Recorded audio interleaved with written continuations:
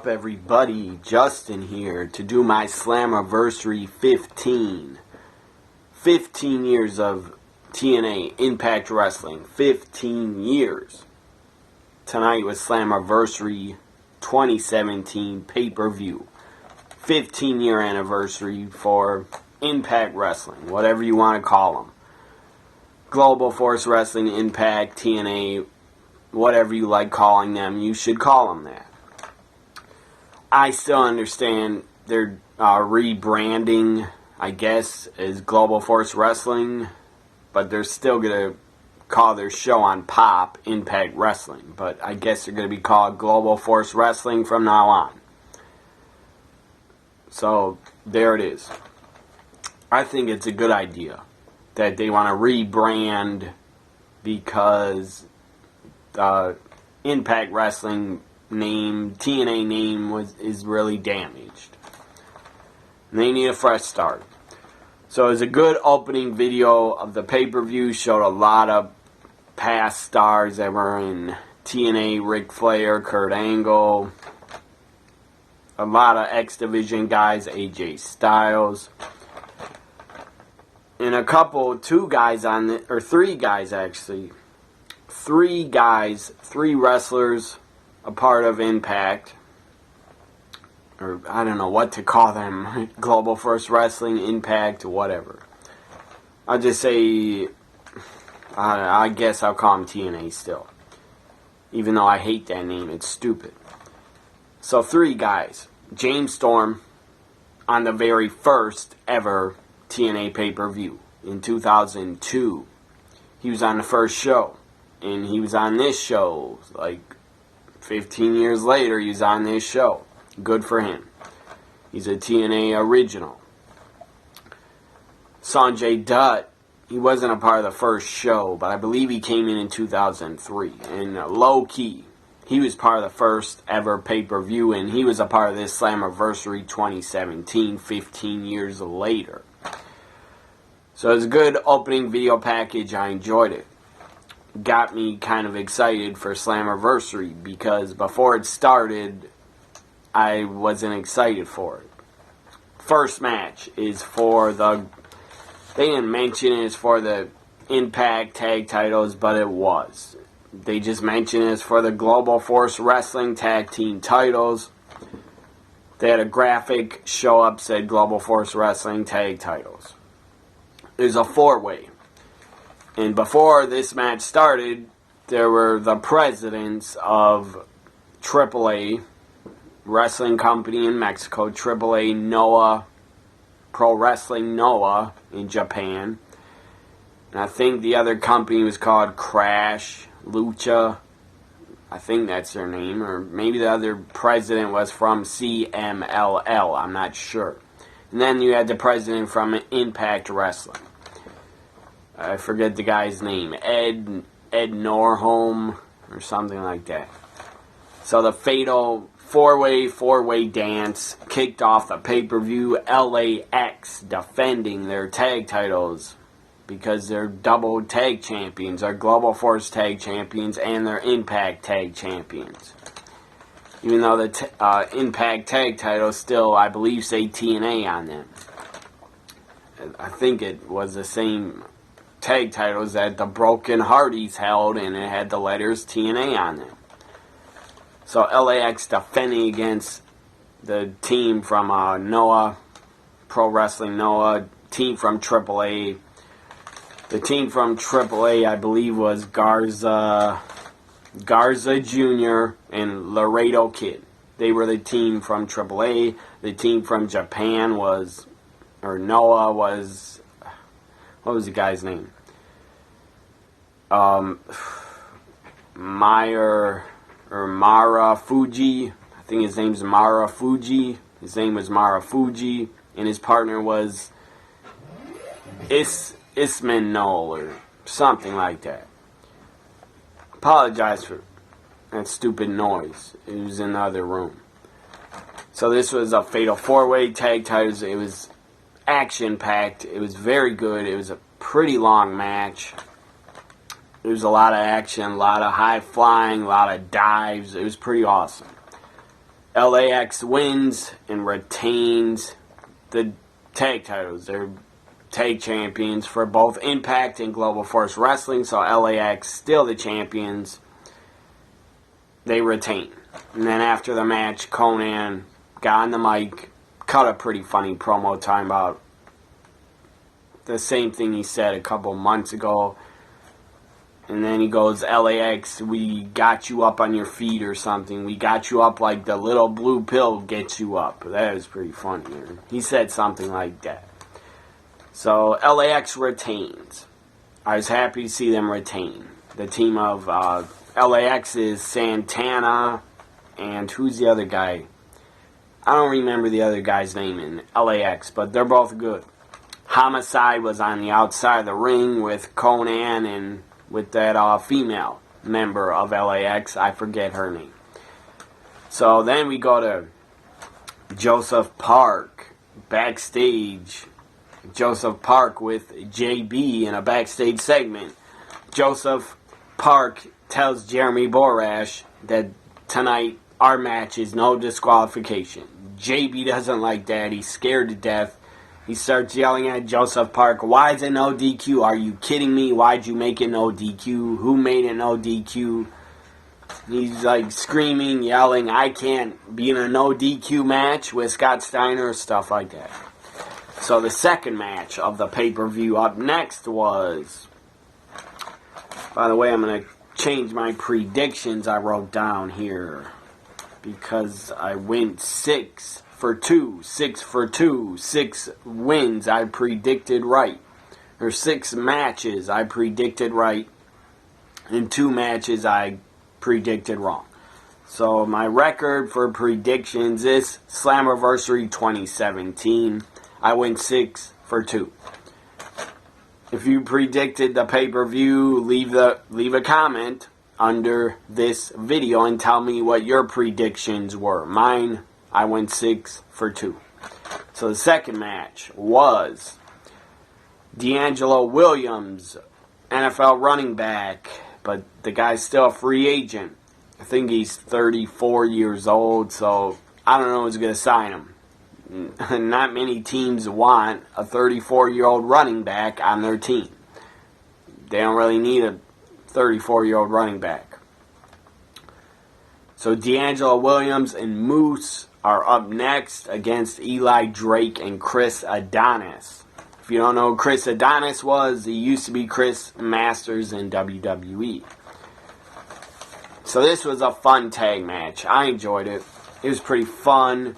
Before the match, D'Angelo Williams, and now people are shooting off loud-ass fireworks because it's close to the 4th of July, and that's what dumbasses do. Or that's what people do, I guess, to celebrate the 4th of July.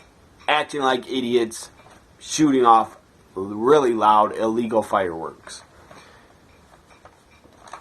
Because that's what you do before the 4th. You act like an idiot. No, you don't have to act like an idiot. Just eat good food, have a barbecue, be around friends and family. That should make your 4th good. You don't need to shoot off loud-ass fireworks to have a good 4th of July. Back to my review. D'Angelo Williams, they did a video package on him. They were showing him training in a ring. Then he's talking, saying, I've been a fan since I was 8 years old. I watched since I was 8 years old. I always wanted to wrestle, stuff like that. That was pretty cool. So Moose, as I said, this was a fun tag match. Eli Drake is great. That guy's a great heel. They should give him a bigger push and more opportunities because Eli Drake is damn good. And the guy's really entertaining on the microphone. The guy can talk. The guy can cut a great promo. So, during this match, we had Moose and D'Angelo Williams bring out a table from under the ring. They put it in the ring.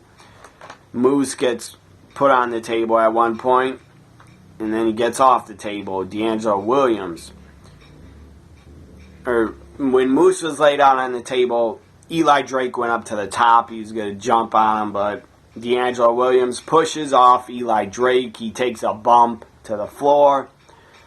And then after that, we had more spots. I wrote a lot of notes down. So after that, we had Chris Adonis get put on the table by Moose. Chris Adonis gets put on the table. D'Angelo Williams goes up to the top. The guy shouldn't have done this spot because he's inexperienced. This was his first ever wrestling match, pro wrestling match. Guy goes up to the top. He jumps. He goes like over the table. He kind of misses a table spot. It wasn't good. D'Angelo Williams missed a lot of the table, so the table didn't break. So D'Angelo Williams bounces off Chris Adonis, and the table doesn't break. They both fall off the table, and it tips over. So then after that, I think that the table spot was botched because it didn't break, and then after that, 1, 2, 3, D'Angelo Williams pins, I think is D'Angelo Williams, maybe it was Moose. They pin Chris Adonis 1, 2, 3 after the match. They run up to the ramp. Moose and D'Angelo Williams get Eli Drake, throw him back in the ring, and then they pick him up and they slam him through the table. So Eli Drake went through the table. Chris Adonis was supposed to get put through it, but instead D'Angelo Williams messed up and the table didn't break. Moose and D'Angelo Williams had a pretty cool entrance. A lot of cheerleaders came out on the stage with them. And they were accompanied by a former NFL tight end, I believe, and some other sports player. It might have been a baseball player. I don't know. I never heard of the guy before.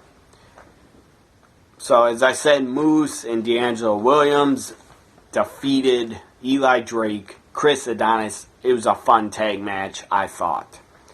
And my prediction was Moose and D'Angelo Williams would win. Just like, well, I didn't predict the first match because I didn't know LAX was going to be on the show defending the titles. When I made my prediction show, I didn't know LAX was defending. So I couldn't predict LAX's match. The pre-show had a six-man or six-person tag. It was Braxton Sutter, Ali, and Mahami Sheeran. They defeated Congo Kong, KM, and Laura Von Ness. Which, Laura Von Ness, you look like a hot mess. Even though you're not that in real life, you're playing a character, but you look like a total mess. Like a drunk ant. Anyways. And, she has her lipstick. Laura Von Ness has, like, her lipstick all over her mouth. It's disturbing. So they won in the pre-show, but I didn't watch that match. So the LAX wins. They retained. Moose, D'Angelo Williams wins, as I predicted. And calling the pay-per-view was Robert Flores, formerly of ESPN. Now he's on MLB Network. The guy's a big wrestling fan. It was cool to see.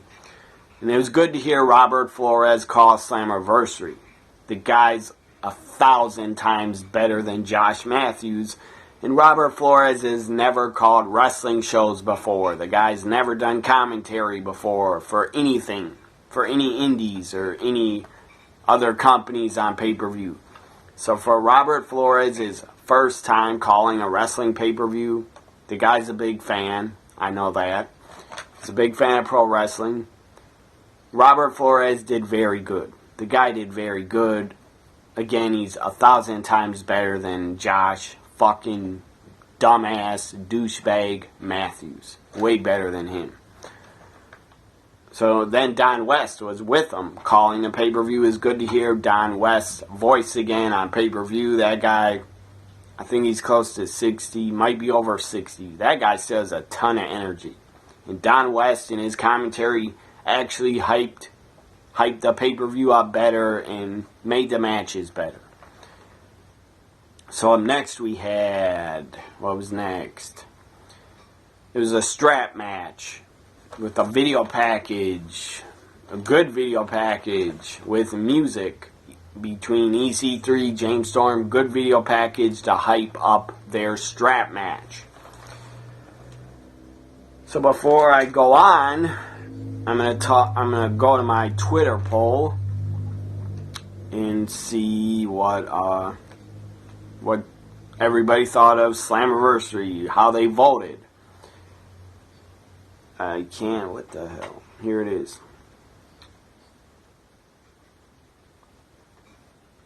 Why is this stupid?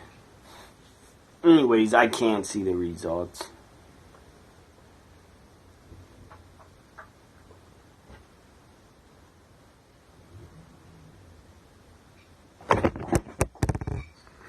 Oh my god, my cat almost jumped up on this setup here. And that would have not been good. So I'm trying to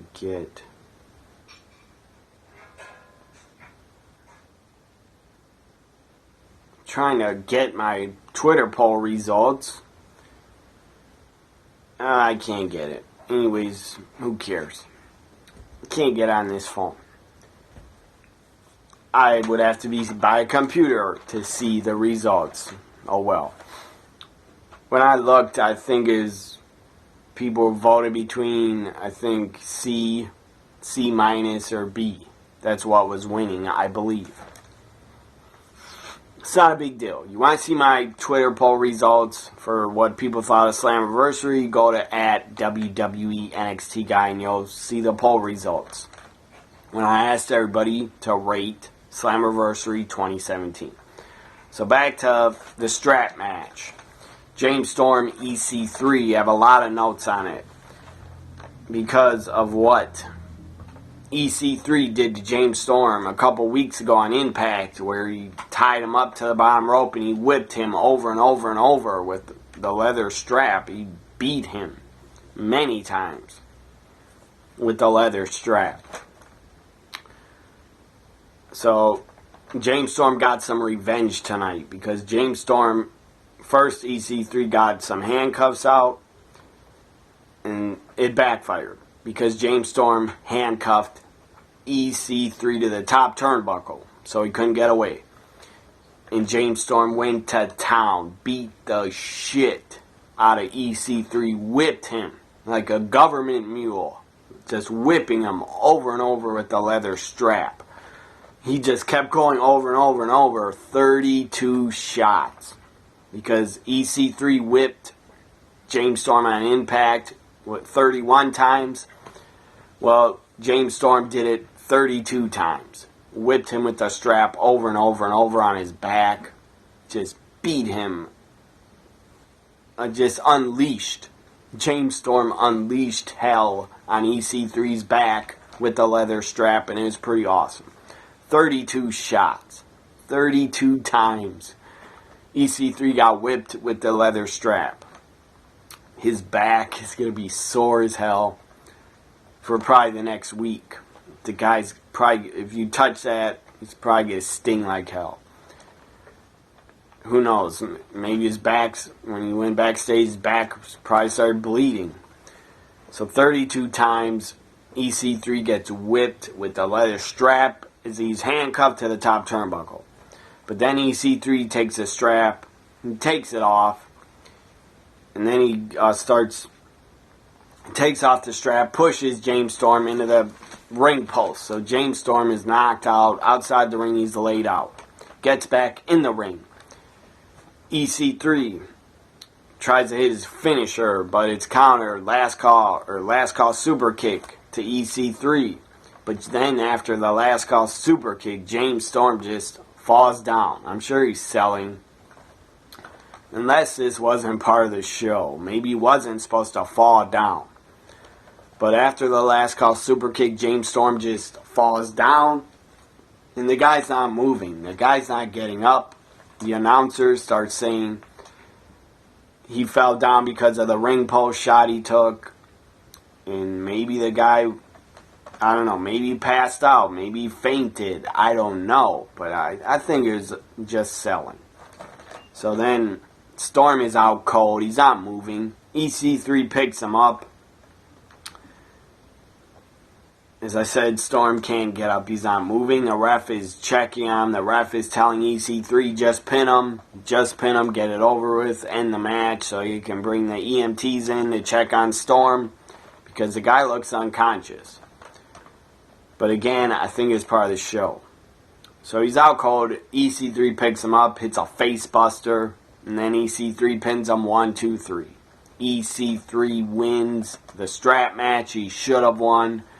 This was the right decision to have EC3 win the strap match. Because the guy's younger.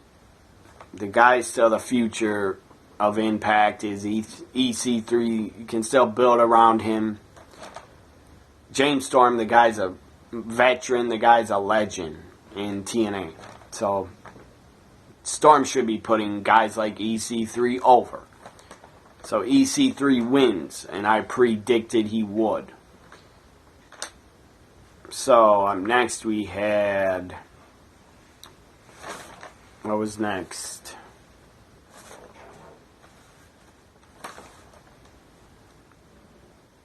Up next was Jeremy Borash, Joseph Park against Scott Steiner, and Josh Matthews. So JB, Joseph Park win. It wasn't a good match. It was entertaining because we had some returns. A surprise appearance by Shark Boy. First off, Joseph Park, JB, Scott Steiner when the match started. Scott Steiner, first time he got in the ring in probably over 5 years. Scott Steiner looked really broken down. It was sad. Scott Steiner could barely move. The guy could barely move in the ring. He couldn't do anything. All he did was punch, and he hit one clothesline. That looked pathetic. And I'm not making fun of Scott Steiner. I'm not ripping him, but the guy could barely move. It was sad to watch. And he shouldn't have returned and been in a match. So Scott Steiner couldn't move. The guy looked like a 93-year-old grandma. So then they go backstage. They chase each other backstage. And they start playing music like it's a total non-stop deletion segment. Like they're trying to rip off total non-stop deletion. Well, then they chase each other.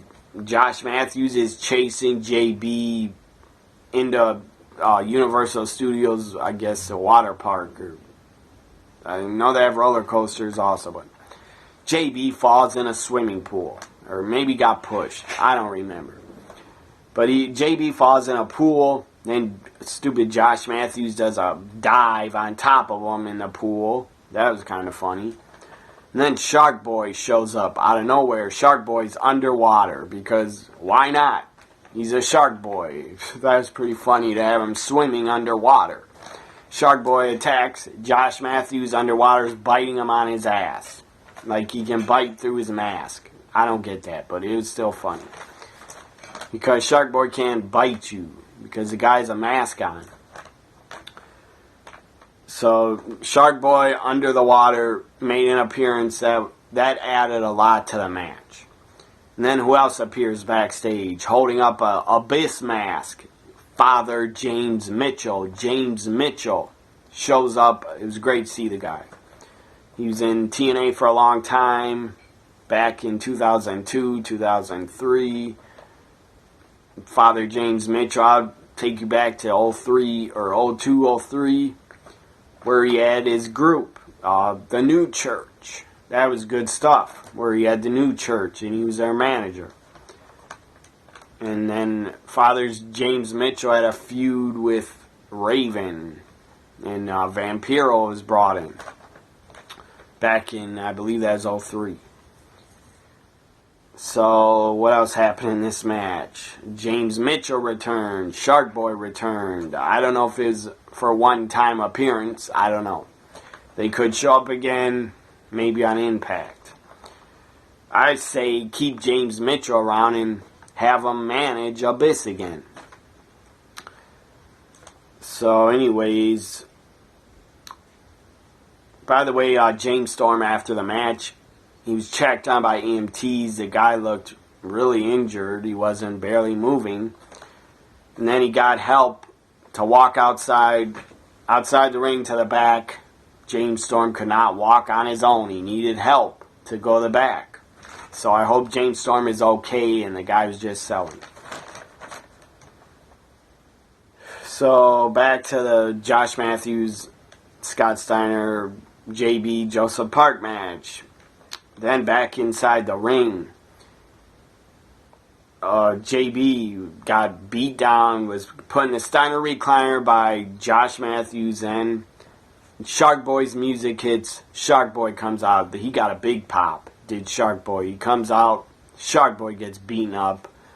Scott Steiner starts putting Shark Boy in the Steiner recliner. Then Abyss's music hits. James Mitchell appears on the stage. First Abyss's music hit, and then Abyss was standing behind Josh and Scott in the ring. Then James Mitchell appears on the stage and is pointing in the ring because Abyss is there. And Abyss has his mask back on. He has his Abyss gear on because he had to go backstage to change into his Abyss gear.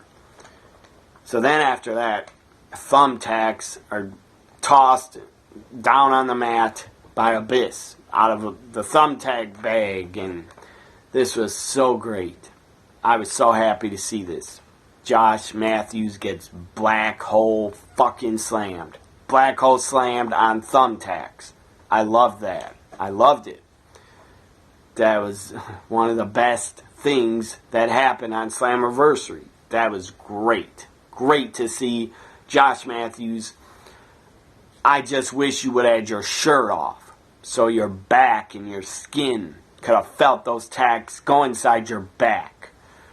And I hope they're still inside your back and nobody pulled them out yet, because you deserve that, you douchebag. I don't like Josh Matthews. Not a fan of his. I loved it that he got the black hole slam on the tacks. So then 1, 2, 3, Abyss, Joseph Park, and JB win. Or after the black hole slam, JB went up to the top, did a splash on Josh Matthews on top of the tacks. JB's arms and his wrist slammed on the tacks. So that didn't have to feel good. Mad respect to JB for doing that spot. He didn't have to do that.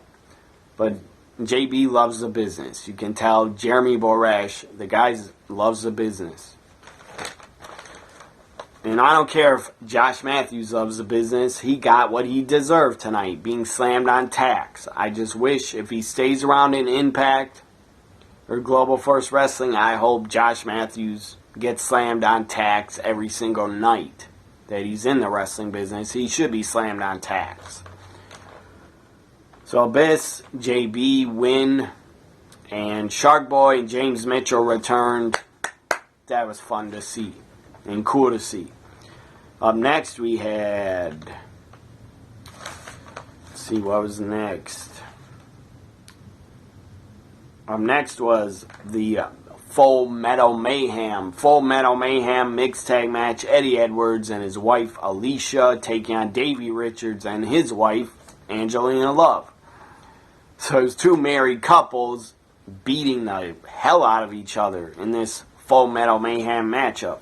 It only lasted 8 minutes, 55 seconds. That's disappointing, because I thought it should have lasted at least 12 minutes, or 14 at least. But only went 8 minutes, 55 seconds. Probably should have lasted 15 minutes. But this match was insane. This match was crazy as hell. A lot of weapons used, trash cans, kendo sticks, ladders, tables, thumbtacks. It was insane. It was better than I expected. This Full Metal Mayhem mixed tag match was better than I expected. I really enjoyed it. So, some spots. We had a table brought in the ring by Angelina and Davey Richards. And we had a kendo stick used by I believe Alicia had the kendo stick, or maybe Angelina Love had it. Anyways, the kendo stick was used in the beginning by It was used on Eddie Edwards by Davey Richards. Then Angelina Love. At one point in the beginning, she got suplexed onto a chair in the ring by Alicia. Then Davey Richards got an overhead belly-to-belly suplex over the head of Eddie Edwards on the top of a ladder. That was pretty awesome. Then we had a double cane shot. They put a trash can over Angelina's head and Davey's head, and they were back to back. They were sitting back to back in the ring. They got a trash can put over their heads, and Alicia and Eddie Edwards both have Singapore canes, and they both drill the trash can at the same time, bash their heads, and that was awesome. Or they slam the candlesticks up against the trash cans with their heads in it. That was an awesome spot. That was pretty innovative.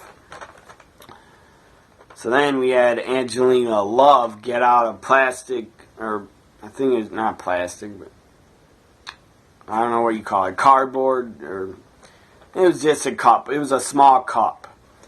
And the announcers, Robert Flores, was saying, Angelina Love has a cup. Why does she have a cup? And then she started dumping the stuff out of the cup.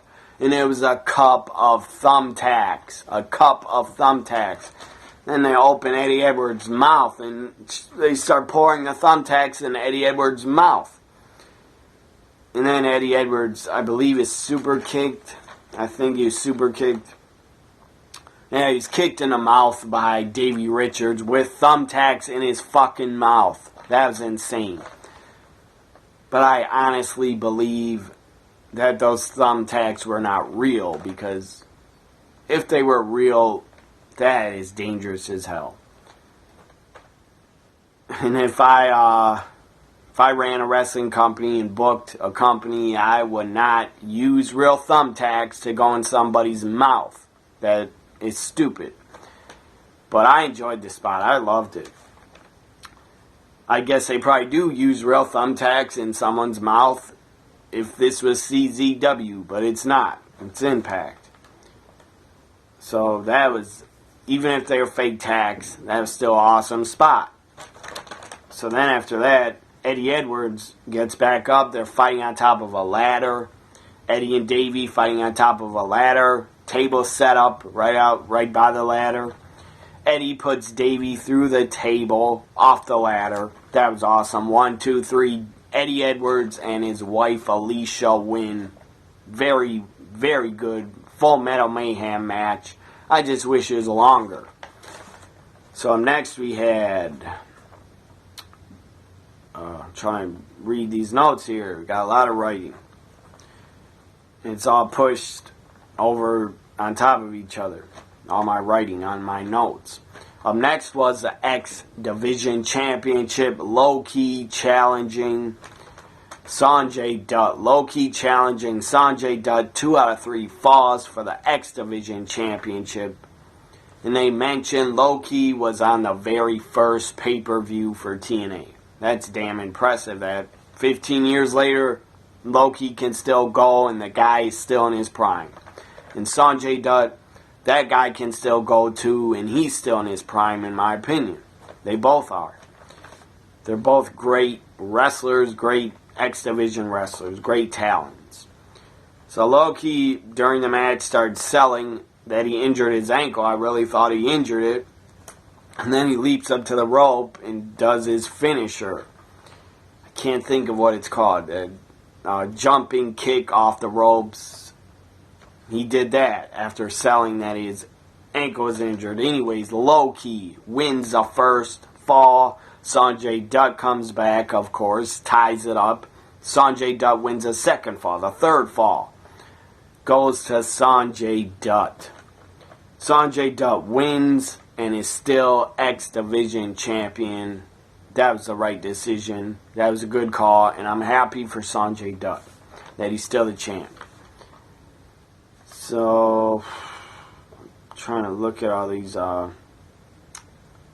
rest of these notes. I believe I'm done with the rest of those notes. So Sanjay Dutt wins, still X Division champion. Up next we had the unification, the first unification match, Global Force Wrestling Women's title against Knockouts title. Rosemary, Knockouts champion, defending against Sienna, who is Global Force Wrestling Women's champion. Sienna, Rosemary had a great entrance. She had a very cool entrance. It was very fun to watch. If you didn't see the pay-per-view, go to Impact Wrestling's Twitter account. They had a 20-second, 30-second video of Rosemary's entrance. I thought it was very cool and very well done. So Rosemary, this unification match, winner will be a double champion and unify both the titles. Both the women's title. Laura Von Ness ends up coming out twice. Allie chased her away once. That was awesome. Great to see Allie show up on the pay-per-view. I'm a fan of hers. By the way, Allie retweeted one of my tweets about her tonight. So that was cool. Thank you, Allie, for retweeting one of my tweets about you. Even though you'll probably never watch this, thank you for the retweet. I appreciate it.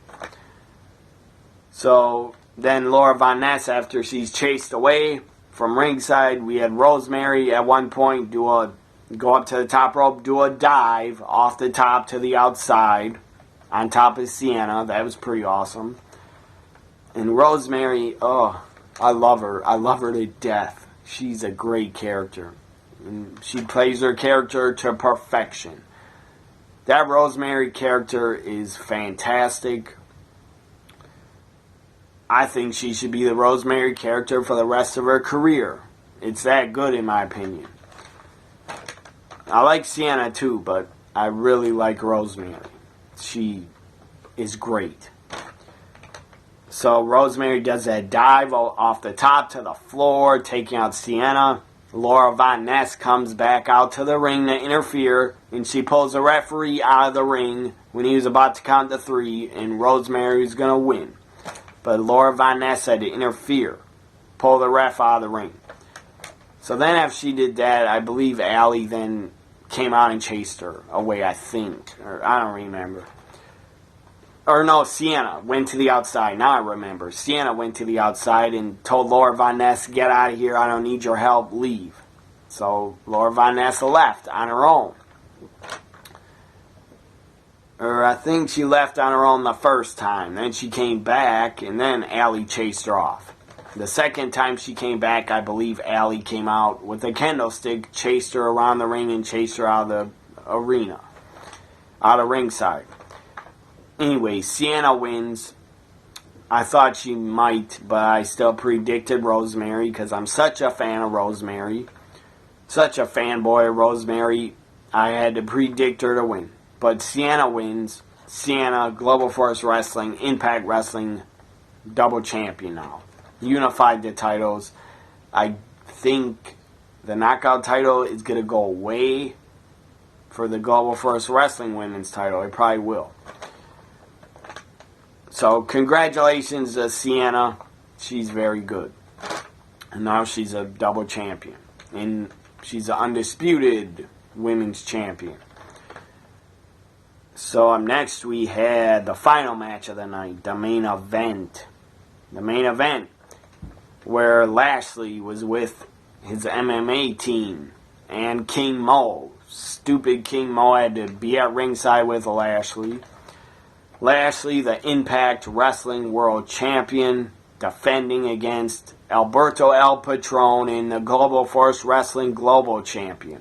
Champion versus champion. Unification match. So I guess the TNA Impact Wrestling title is now dead and will probably become the Global Force Wrestling. It'll unify together and we'll probably have the Global Force Wrestling Global Champion as the World Champion in Impact Wrestling or Global Force, whatever they're calling themselves. I believe the TNA World title will be retired. And that's stupid. That says the TNA letters on it. But it's probably going to be retired anyways.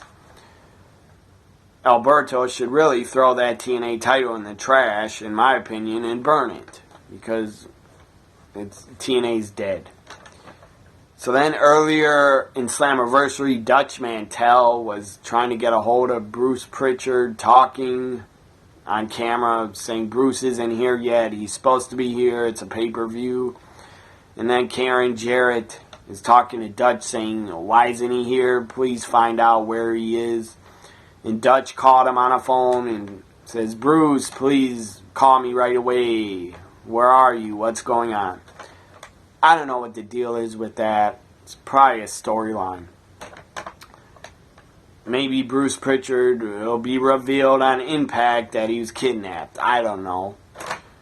Or maybe he's going to come back with, I don't know, some wrestlers or something. Who knows?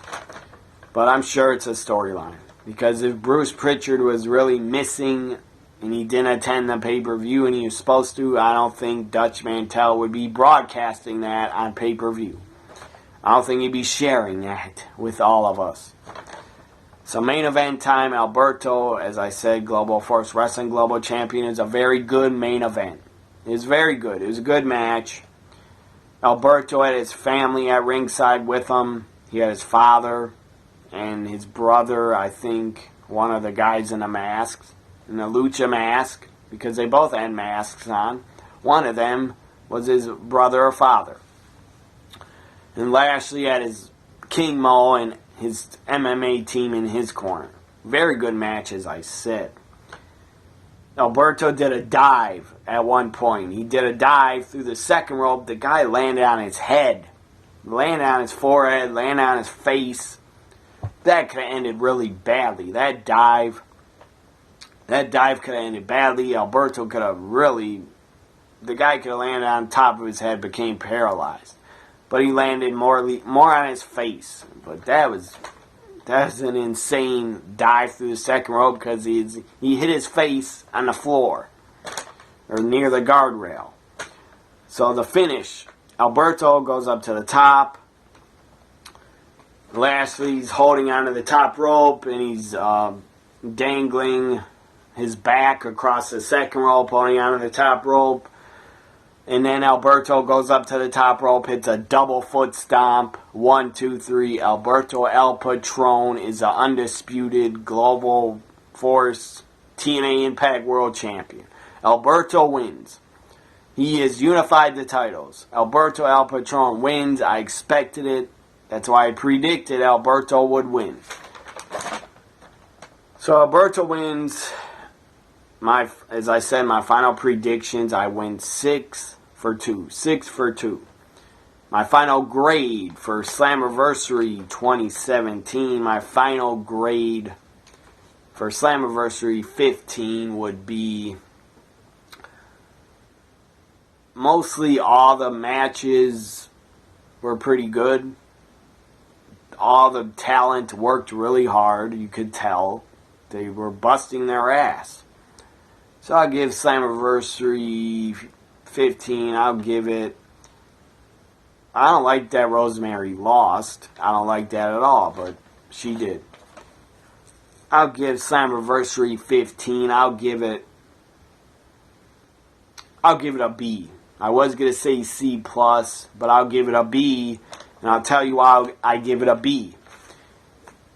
Because no Josh fucking Matthews on commentary. That's why I give Slammiversary 15 a B. Hope you enjoyed this Slammiversary 2017 Slammiversary 15 review.